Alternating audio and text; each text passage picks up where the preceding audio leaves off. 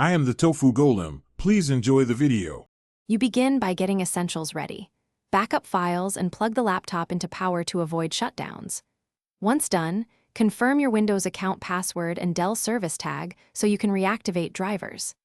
Next, access settings by pressing Windows key then type, reset this PC, and select Recovery to start.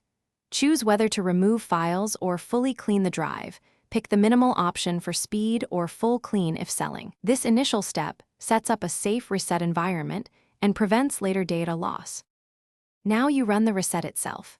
Choose Remove Everything if you want a factory-like state, or Keep My Files to preserve data, then select Local Reinstall for speed or cloud download if system files are corrupted. Make sure you uncheck optional data retention prompts and confirm you have any needed product keys. Click Reset and let the process proceed. The laptop will restart several times. Monitor for prompts to select region, keyboard layout, and create a user account when the setup resumes. Finish by completing Windows setup and installing Dell drivers from support using your service tag. This restores function keys, touchpad, and BIOS updates.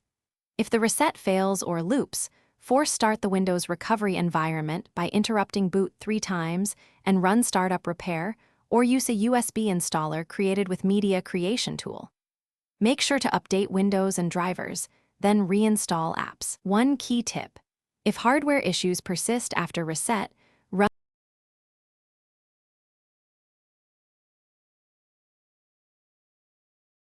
Thanks for watching. Consider subscribing if we helped you today.